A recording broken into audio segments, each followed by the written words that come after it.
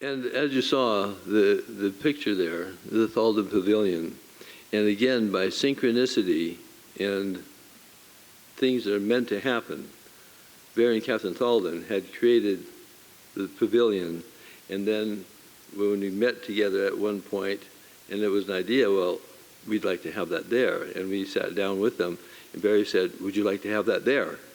And just like, so the synchronicity that happens that made this all possible. Thank you. The Ashland Culture Peace Commission is coming together from the very beginning. It's a local, global initiative. So take that in. It's a local, global initiative because that's where it started. That's where the inspiration started. It's also personal because it is all here to begin with. All of it. Peace building, culture peace, it all starts with us as individuals. So it's personal and it's systemic. So we're talking about a culture of peace, really. That's a change. It's a shift. It's an evolution from what we have. We have what we have, and we got here, and you talked about the choices and the history, etc. It's a challenging situation, a challenging culture that we have. It's a violent culture in many ways, but it's a choice. That's what we're here for. It's the choice to move forward. Because you think about it, everything is a choice, an individual choice or a collective choice.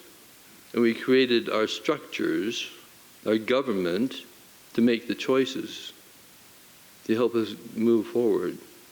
So that's what we're here to do, and to listen to each other, to learn from each other. This is a learning opportunity. This is not just speech making. This is a learning opportunity because we all created this. All of you who have been part of the Culture Peace Commission, all of you who have the inspiration to be here, we've all co-created this day. I'm so delighted to, and have the true honor of having Ambassador Anwarul Chowdhury be here, who's the former Undersecretary General and High Representative of the United Nations. He's the founder of the Global Movement for the Culture of Peace, former President of the United Nations Security Council, and he has come here to learn what's happening in Ashland and to honor us and to share with him, with us, his perspective. Today, this is the 20th anniversary of the Global Movement for the Culture of Peace. And for him to be here rather than the United Nations is huge. Huge for him to be here.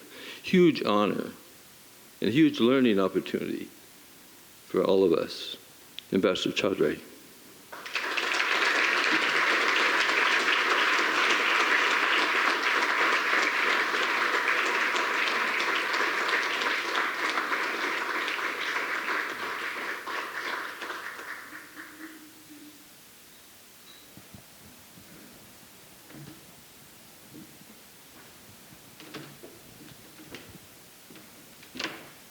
Thank you, David. Thank you.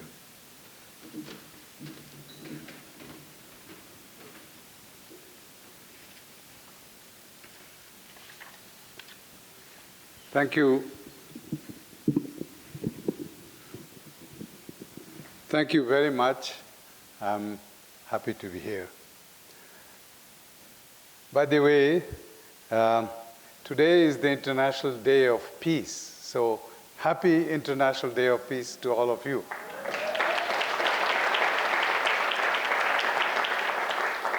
And also, this is the first anniversary of the founding of the Ashland Culture of Peace Commission. So happy anniversary, all of you.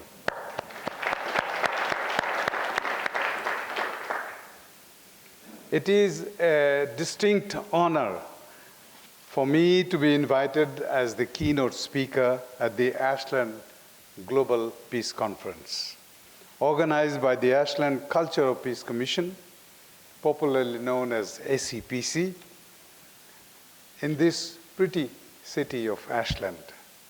I would thank David Week and Irene Kai, two good souls, for their tireless efforts to ensure that this commendable initiative on the International Day of Peace is successful in every possible way.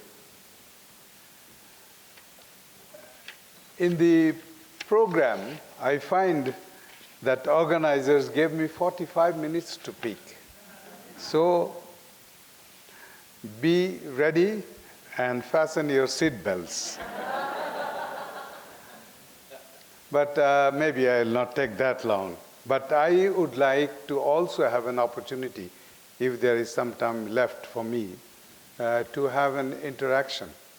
If you have any comments, questions, clarifications from me, or you want to share something with me, I'll be very happy. I think that will be making all of us very happy to have the opportunity to listen to your points of view. As I have stated on many occasions, my life's experience has taught me to value peace and equality as the essential components of our existence. They unleash the positive forces of good that are so needed for human progress. Peace is integral to human existence. In everything we do, in everything we say, in every thought we have, there is a place for peace. We should not isolate peace as something separate. It is important to realize that the absence of peace takes away the opportunities that we need to better ourselves, to prepare ourselves, to empower ourselves to face the challenges of our lives, individually and collectively. This I have seen firsthand as my work took me to the farthest corners of the world. What I have seen has given me hope and encouragement that there are forces which are determined to turn our planet into a livable place for all. They are working hard to turn all the negative energies into positive ones so that every individual can realize her or his highest potential and live a secure and fulfilling life. I am always inspired by the human spirit and its resilience and capacity to overcome all adversity. The essence of the culture of peace is its message of self-transformation and its message of inclusiveness, of global solidarity, of the oneness of humanity. These elements, individual and global, individual to global, constitute the culture of peace. We should know how to relate to one another without being unpleasant, without being violent, without being disrespectful, without neglect, without prejudice. We need to focus on empowering the individual so that each one of us becomes an agent of peace and nonviolence. We just have to leave our own mark on this world as peaceful individuals. When we see what is happening around us, we realize the urgent need for promoting the culture of peace. Peace through dialogue, peace through nonviolence. In today's world, more so, it should be seen as the essence of a new humanity, a new global civilization based on inner oneness and outer diversity. The culture of peace begins with each one of us. Unless we are ready to integrate peace and nonviolence as part of our daily existence, we cannot expect our communities, our nations, our planet to be peaceful. We should be prepared and confident in resolving the challenges of our lives in a non-aggressive manner. The United Nations Charter arose out of the ashes of the Second World War in 1945. The United Nations Declaration and Program of Action on Culture of Peace emerged in 1999 in the aftermath of the Cold War. The adoption of this document has been our most significant achievement at the United Nations promoting the culture of peace.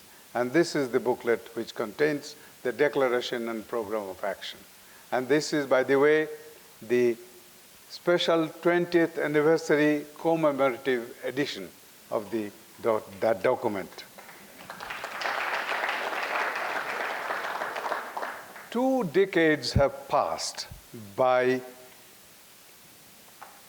2 decades have passed by since 13th of September 1999, when the United Nations adopted by consensus and without reservation a monumental document, United Nations Declaration and Program of Action on the Culture of Peace.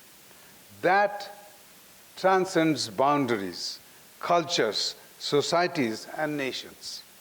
It was an honor for me to chair the 9-month-long open-ended negotiations during 1998-99 that led to the agreement on this historic norm-setting document that is considered as one of the most significant legacies of the United Nations that hopefully would endure generations. I introduced that agreed document on behalf of all member states for adoption by the General Assembly.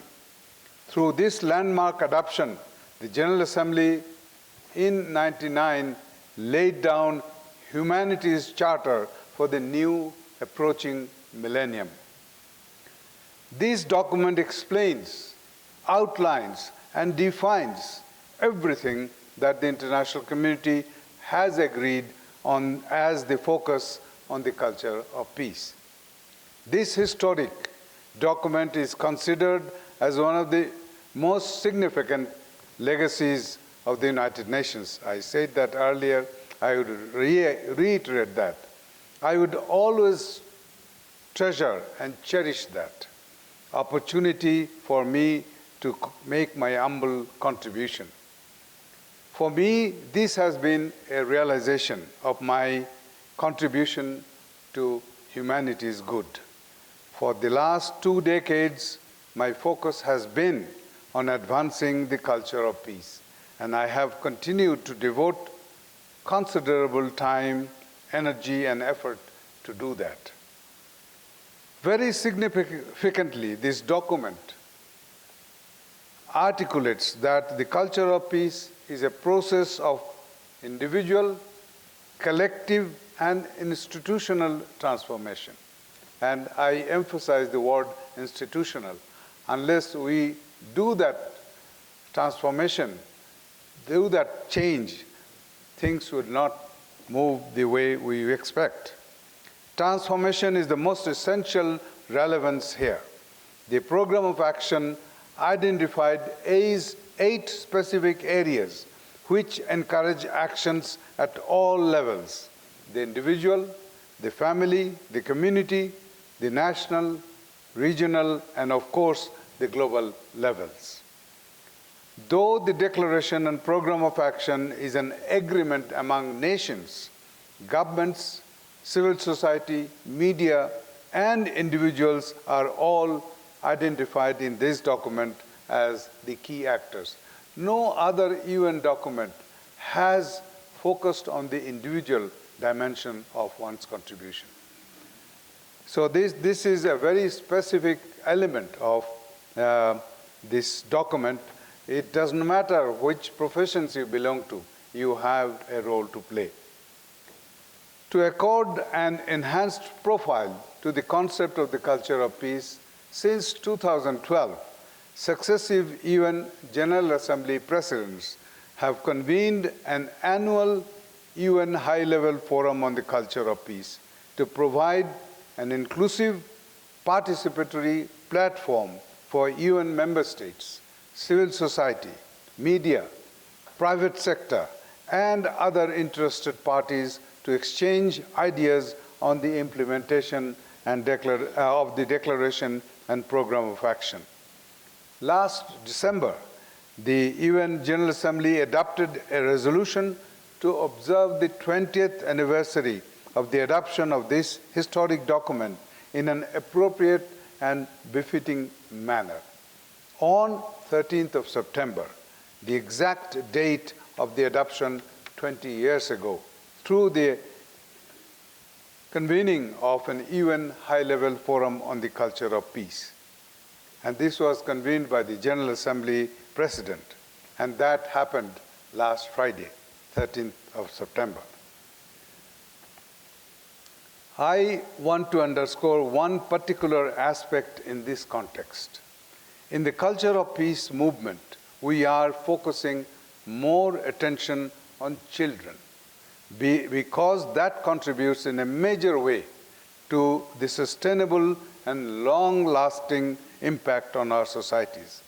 A child's tendency toward either violent aggressiveness or nonviolence begins to take shape as early as age 4 or 5. Never has it been more important for the next generation to learn about the world and understand its diversity. The early childhood development and the task of educating children and young people to find non-aggressive means to relate with one another is of primary importance. As Maria Montessori has articulated so appropriately, those who want a violent way of living prepare their young for that. But those who want peace have neglected their young children and adolescents, and that way are unable to prepare them for peace. However, the last decades of violence and human insecurity should lead to a growing realization in the world of education today that children should be educated in the art of peaceful, non-violent, non-aggressive living. UNICEF, the UN's children organization, has taken the lead by integrating many elements of the culture of peace into its work, including the hosting of the Early Childhood Peace Consortium, formed in 2013. In response to this realization, the 6th High-Level Forum at the UN in September 2017 focused on the theme, and I quote, "Sowing the seeds of the culture of peace, early childhood development is the beginning," end of quote. And that attracted high-profile attention from the UN community.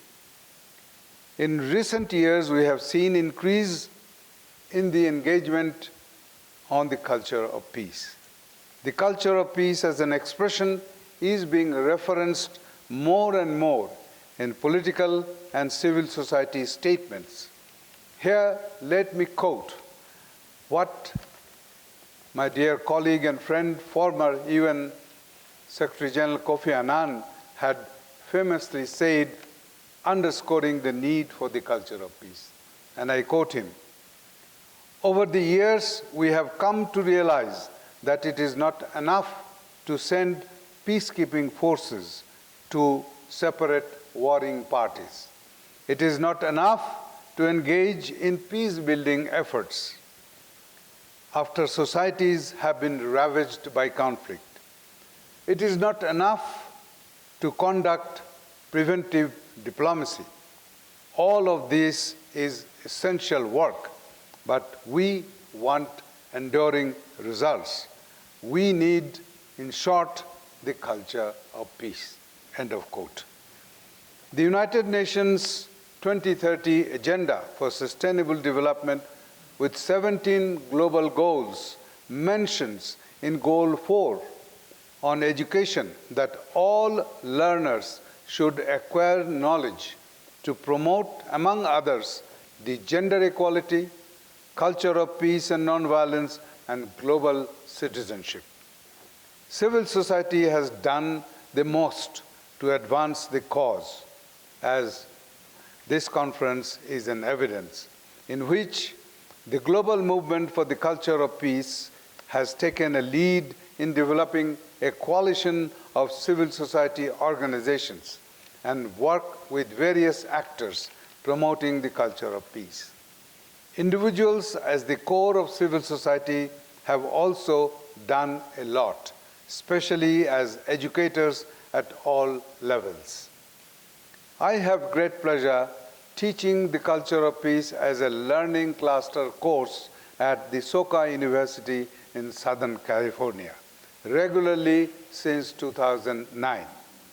The same university has taken the lead in 2014 by launching an annual event called Dialogue on the Culture of Peace and Nonviolence, held every year on the UN-proclaimed International Day of Nonviolence on 2nd of October, which is also the birth anniversary of the Apostle of Nonviolence, Mahatma Gandhi. And this year, we are celebrating 2 anniversaries for that dialogue on 2nd of October. One is the 20th anniversary of the culture of peace. The other is the 150th birth anniversary of Mahatma Gandhi. So that will be a very special occasion. An essential message that I have experienced from my work for the culture of peace is that we should not forget that when women, half of world's 7+ billion people, are marginalized, there is no chance for our world to get sustainable peace in the real sense. It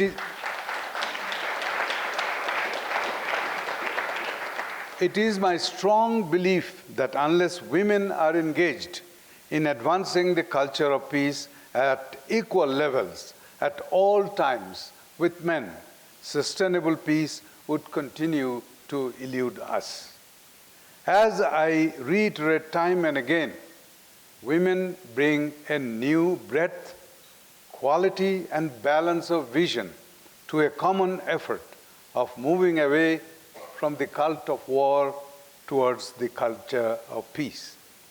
Women's equality makes our planet safe and secure. As I always say emphatically, without peace, development cannot be realized. Without development, peace is not achievable. But without women, neither peace nor development is possible.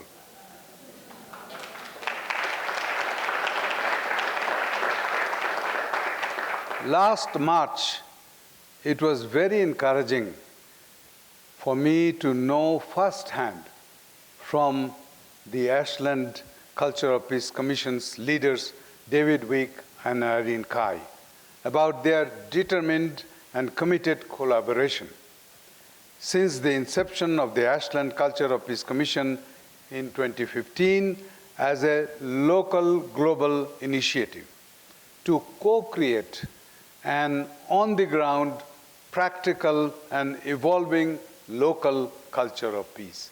I was impressed by their work in developing Ashland as a city of peace. And we are very happy that Mayor Stromberg has joined us today, thereby developing an inspiring, at the same time practical and workable model that other cities and civil entities around the world can learn from. I, along with the global movement of culture of peace colleagues, encourage and support this brilliant endeavor by ACPC. my co-activists at the United Nations who interacted with Irene and David have particularly welcomed it.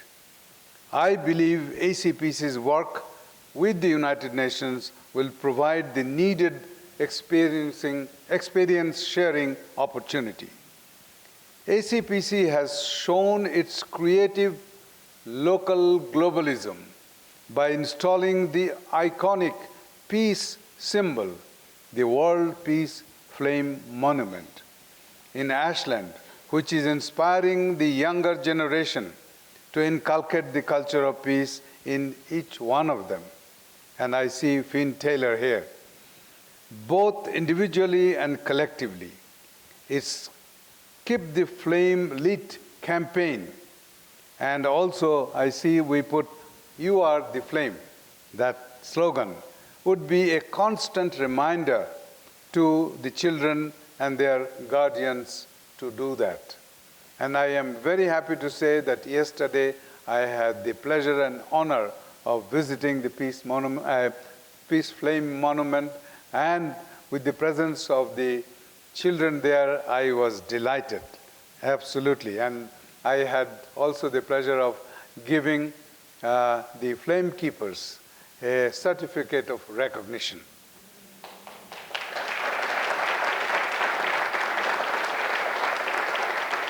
I believe very strongly that to realize its vision in the coming years, ACPC should plan on introducing the culture of peace at the schools in collaboration with the teachers, in creating an opportunity for children in the community to grow up with a positive, nonviolent mindset.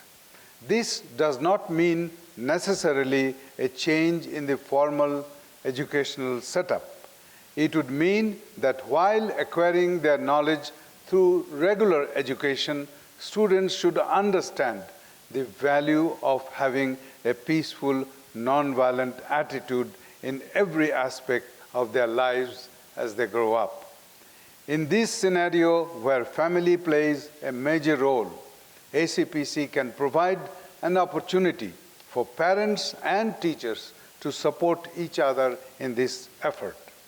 I extend my wholehearted encouragement to ACPC in its efforts in creating the local to global and global to local pathways for advancing the culture of peace. Consider me as a friend. Let me conclude by asserting that to turn the culture of peace into a global, universal movement, basically all that is needed is for every one of us to be a true believer in peace and nonviolence, and to practice what we profess.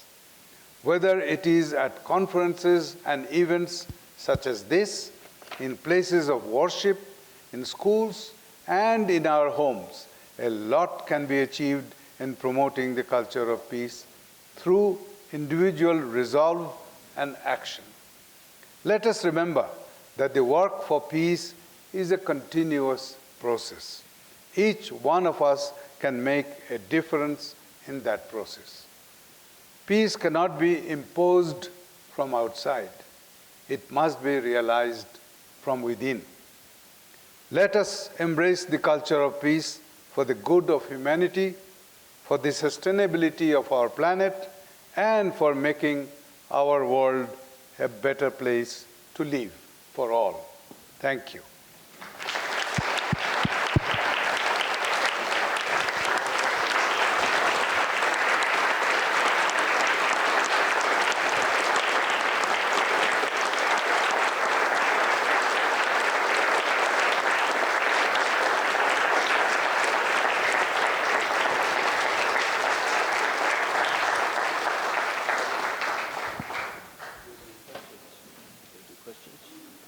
Yes. Sorry, I forgot of my own promise that I am open to you for questions, comments, anything. So Chowdhury back here in the red shirt has a mic. If anyone would like to share a thought, question. Chuck, over here.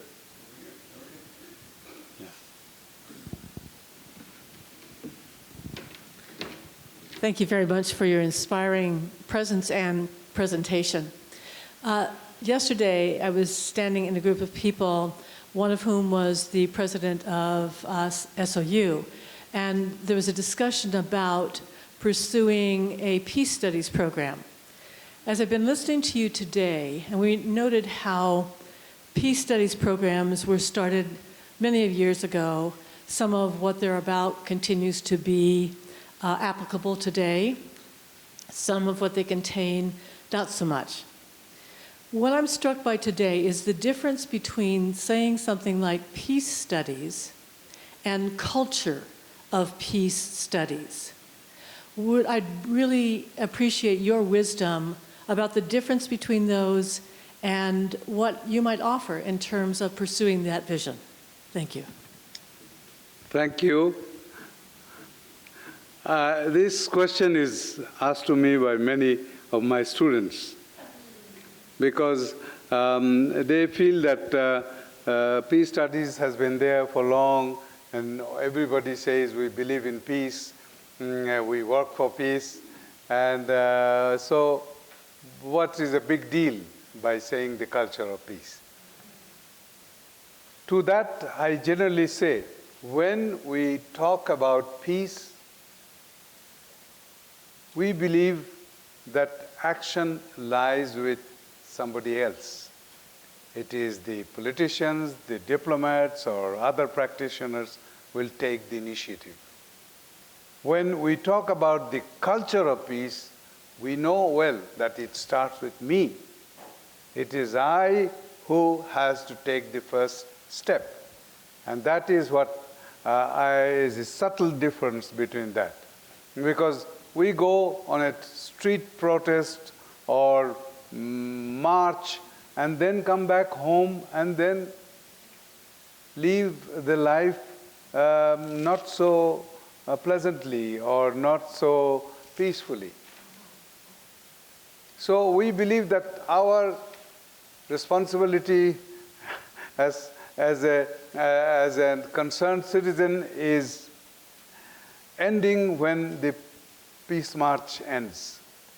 But it is a daily thing, that it's an existential thing that we need to recognize. So that is the difference we emphasize, that it starts with me. Another question? It seems that the current U.S. government is indifferent, if not hostile, to our allies in the world. In your opinion, what do you think the effect is going on in the world as far as peace goes in the United States government? Well, every member states, and I will talk about the United Nations in general, it is a member state-driven organization, what we call an intergovernmental organization. The governments represent their country, and governments make decisions. So not necessarily all governments reflect the common aspirations of humanity, more so aspirations contained in the Charter of the United Nations. So that violation has continued since the beginning of the event, one way or the other, one country or the other. But for a big power, now US is the sole superpower in the world. It has a big responsibility. It has a contributive role in the work of the United Nations, which is hosted in this country. And this nation provided so much of support to the creation of the United Nations following the Second World War. So to disengage, to marginalize the United Nations is a big fallacy, big mistake. And I believe that that should be primary in the mind of all the policymakers of this administration. And I believe that disengagement with the United Nations has not benefited United States in the past. We have seen occasionally contributions were withheld and many things happened. But I think I hope the good sense will dawn on them. But again, as I said, that nobody will emphasize this need for American engagement in the work of the UN much more deeply and positively. But as the governments keep on respecting, everybody feels that we have a skeleton in our cupboards. So I will not criticize you, you will not criticize me. So that is the sort of modus vivendi that they have at the United Nations.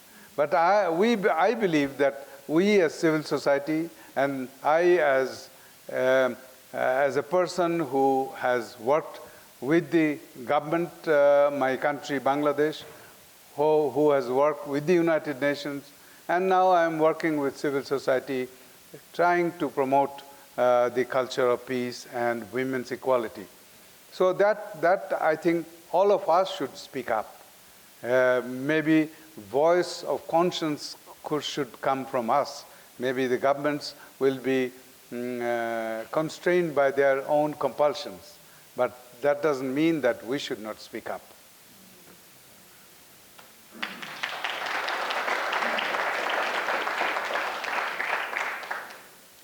So I have a question. Locally, as a local community here in the United States, what are the specific mechanisms that you've seen in your travels of how communities like ours can promote the culture of peace? Two things I have seen. One is if there is a prominent civil society organization in that community, and if it is a believer in the culture of peace, it picks up. And it gathers others to come. Like here, SAPC has become a focal point for gathering the community actions. But every community has different aspects of our interaction in mind, focusing on human rights, focusing on education, focusing on women's equality or violence against women. So we have to see who is better equipped and more willing to pick up.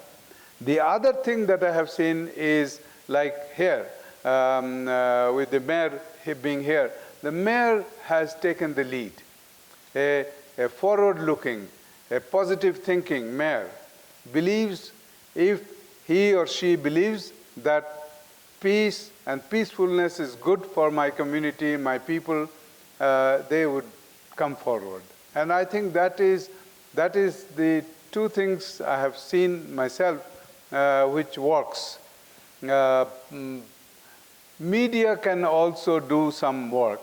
Media has, in this booklet, media has a very prominent role. So they can do. They have a really big responsibility. Media should be trying their best not to sensationalize news, but to say things which encourage people to be peaceful and nonviolent. Ambassador, thank you so much for bringing your heart and inspiration to Ashland and the world. The program of action called for a decade for a culture of peace, and there was a lot of emphasis placed on that.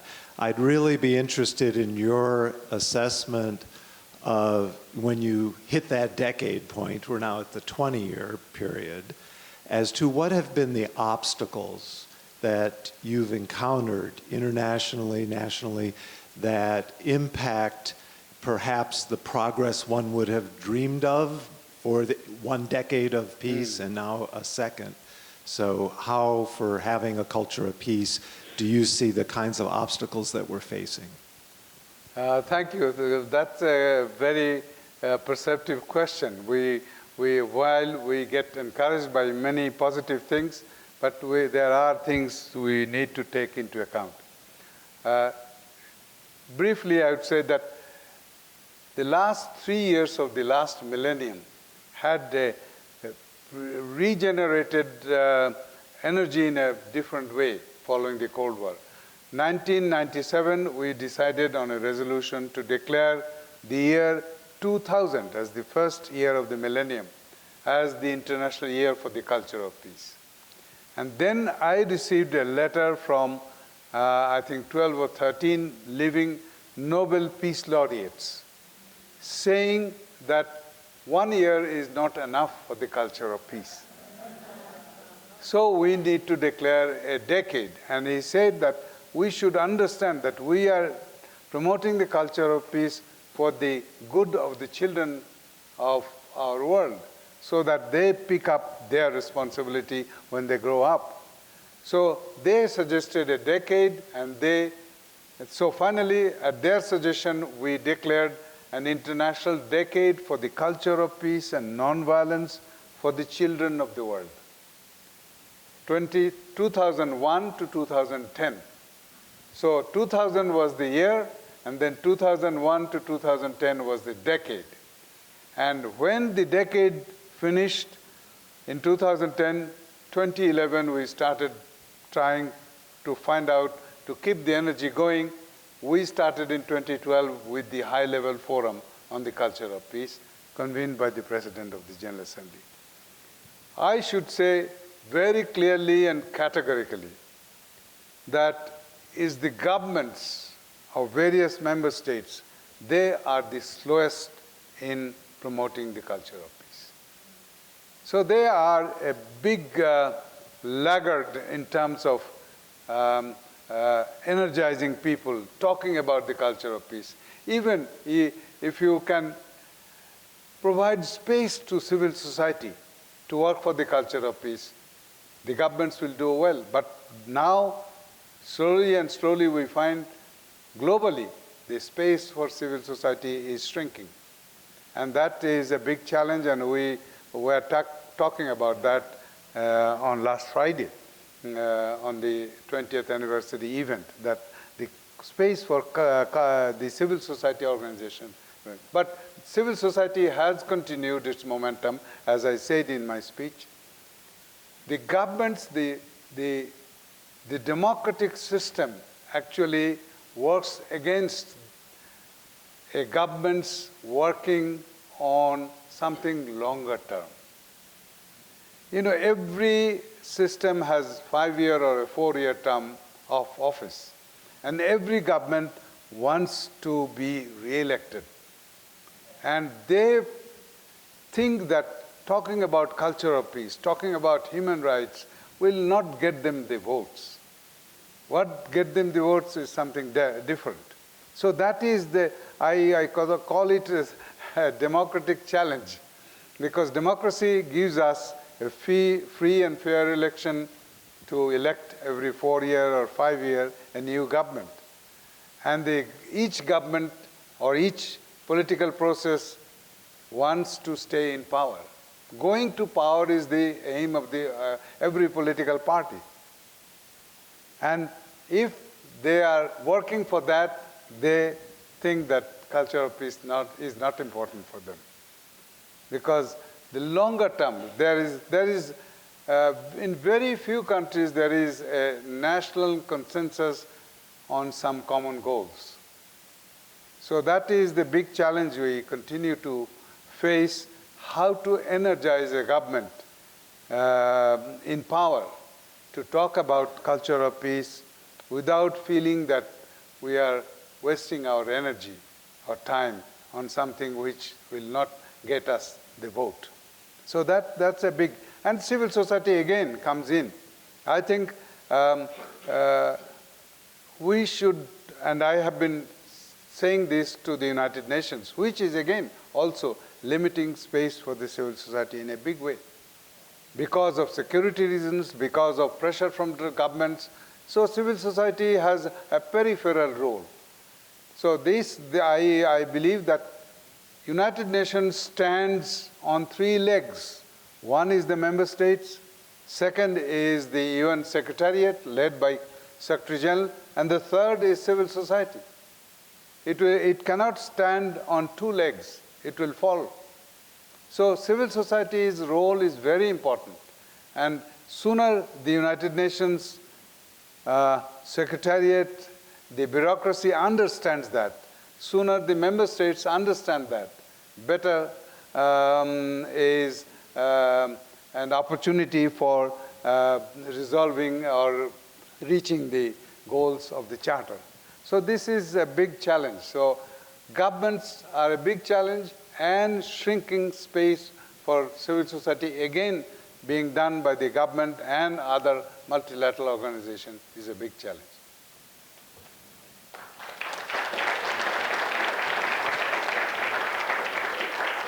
Thank you. Thank you. Thank you. Thank you. So, are we fortunate or what?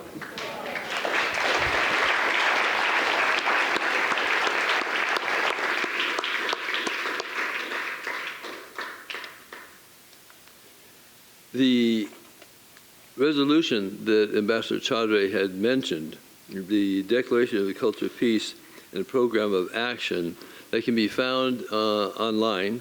If you search that, the resolution 243A, if you want to do that. Also, the Ashland Culture of Peace Commission, we send out periodic newsletters. On the back there, you can sign on to be sure to get the newsletter, because it'll be following up with a lot of the information from today on that. So if you want that information, you can go ahead and sign on the back there.